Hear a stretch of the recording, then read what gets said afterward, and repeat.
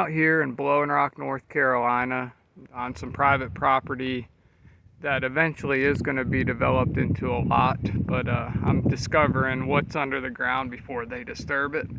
I've always frequently noticed that there's been quartz rock on the surface, not necessarily crystallized, but there's cobble quartz. That's probably a good description of it. So what I've done is, over the years, just kind of frequently walked this hillside and would notice where there was more quartz than others.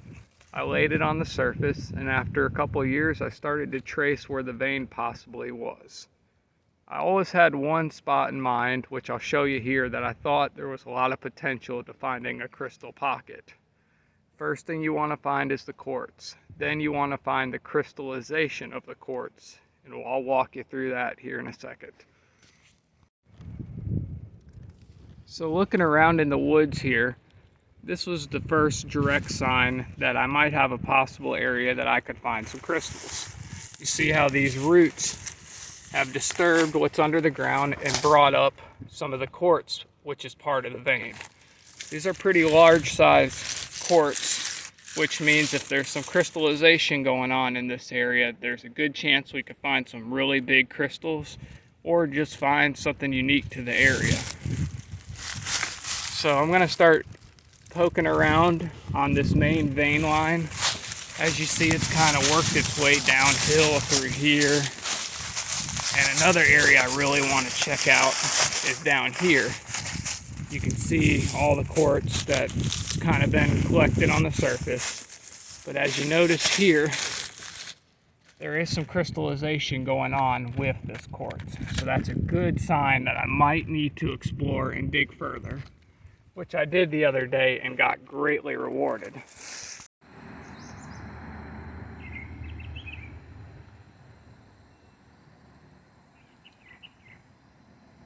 You can see that the quartz crystal is attached to the boulder of quartz.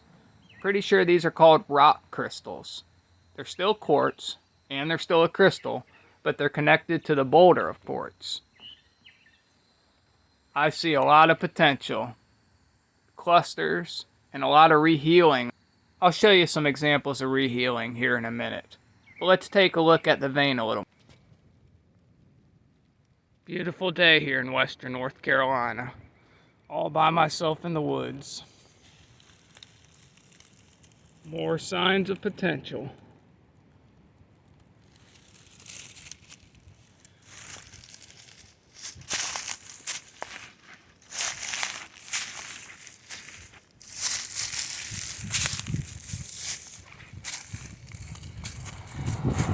This is where I poked around the other day.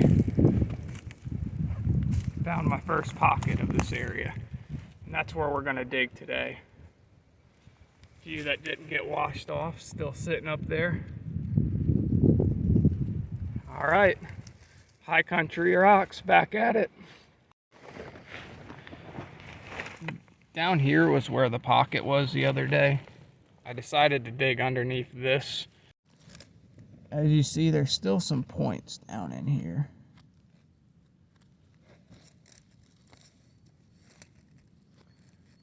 We'll work on getting that out today. It's a big rock.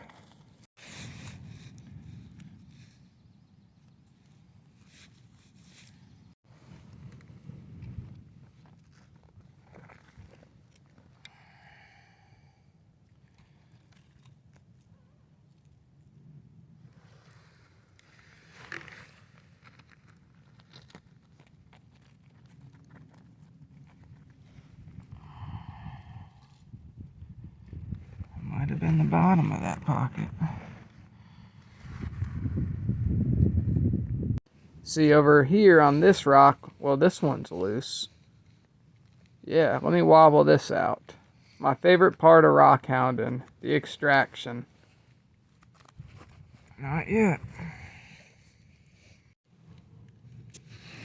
Let's see.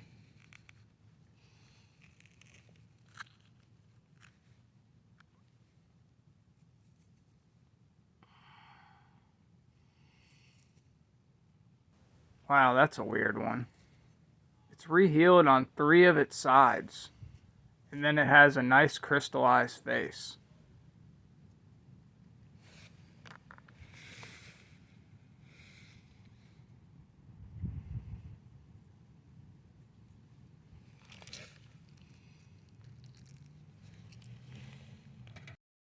Check this one out cleaned. I'll try and show you what I mean by rehealing. You can see it's actually not broken, but a faced finish on the sides where it previously did break from a crystal.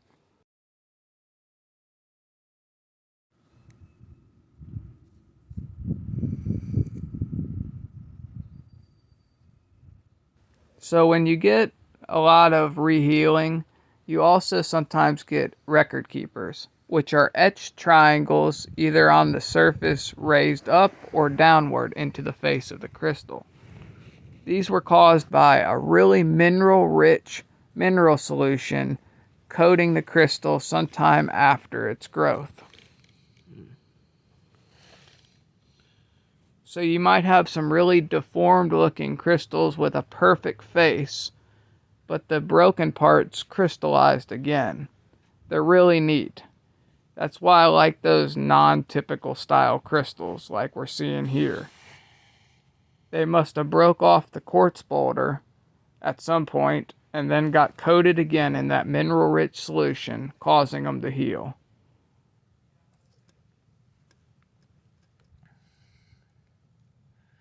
Yeah.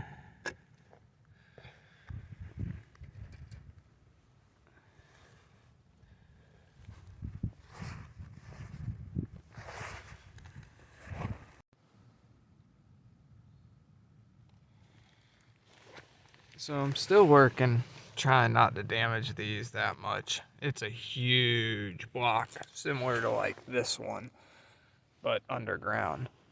But now I'm starting to see a different change of the red clay, and I'm noticing that's where I'm getting most of mine. And I feel some more quartz down here somewhere. Check around for a second.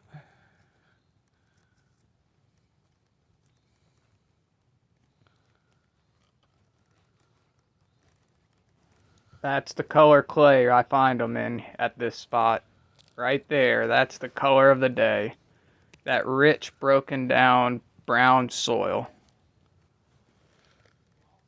That might be now.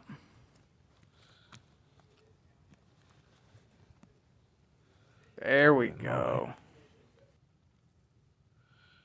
Yes.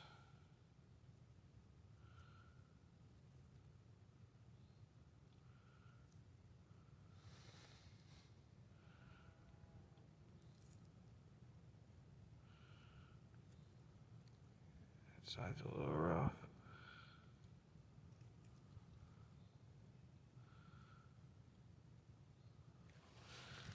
Right in there.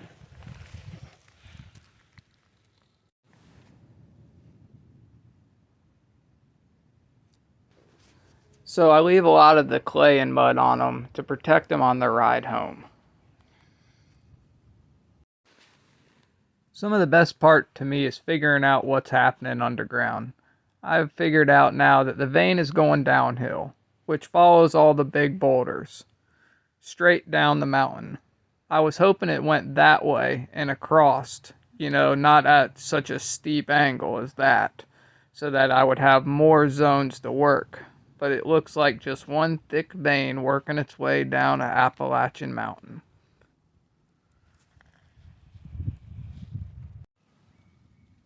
Sitting back and relaxing is just as fun as the hard work of digging.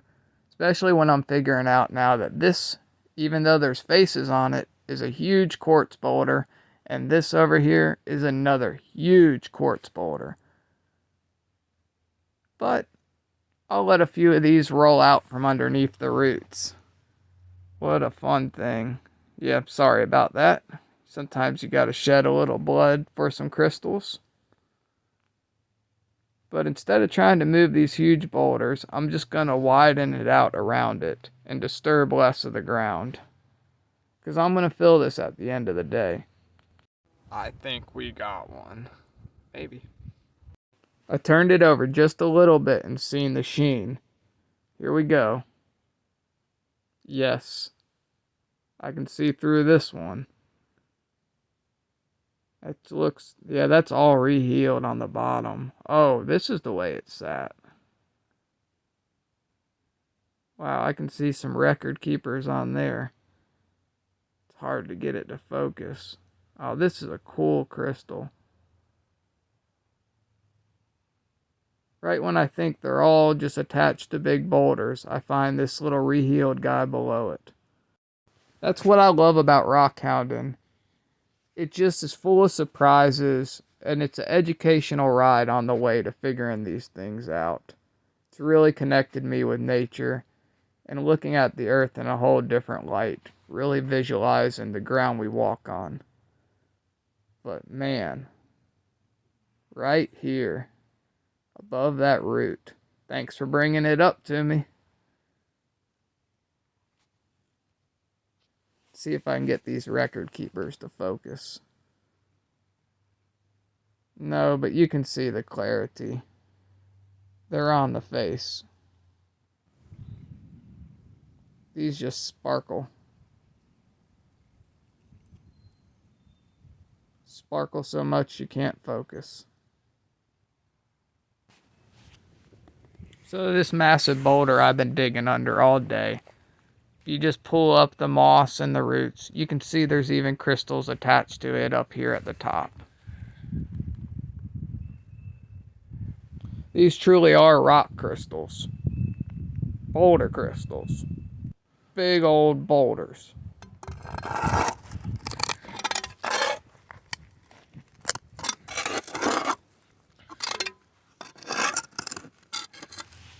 Well, I want to know what's under there. And here it is. A couple vugs of crystals. Sharp one. And some big rocks. This rock is huge. I don't even know how far it goes back. That was the one we've been working under all day, which is pretty big itself. I'm realizing this is way more of a task than I'm ready for right now. So, and in the back of my mind, I gotta make this place look like it did when I started. I'm thankful I even got to do this today. So we're gonna put these boulders back, chill with nature for a little bit, maybe pop a few more out of here before the day's over. Half the fun of this is the puzzle. I mean, I find a cluster like this. I immediately look to see if it's complete on all sides. Most of them seem to always have this flat, rehealed side, which is telling me they broke off and rehealed. They all have that similar property. So I'm working my way of cleaning everything up, and I'm just bouncing around above this rock, and then look at what I flipped over out of that hole. The most insane rehealed cluster. Wait till I clean this up. As a collector, I like odd things, and this one is the puzzle piece that makes me understand what's happening. I bet all the crystals I found broke off from this piece. Both things are rehealed. The crystals I found on the bottom and the tips that are broken here. What a solid day. Loaded up the basket, and now it's time to get into cleaning this spot up and make it look like no one's ever dug here. I take pride in that part, if you don't know me. We gotta set a good example for future rockhounds.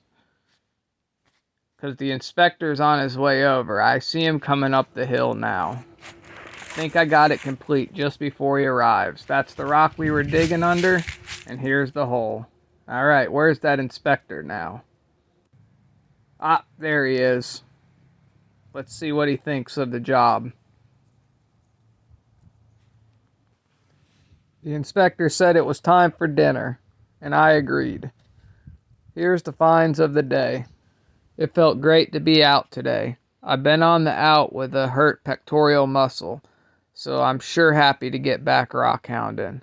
I got some new videos coming your way. I've had some corundum soaking in dawn for more than a month, ready to show you how I clean them. So like and subscribe so you get notified when that video is released. Thank you for watching.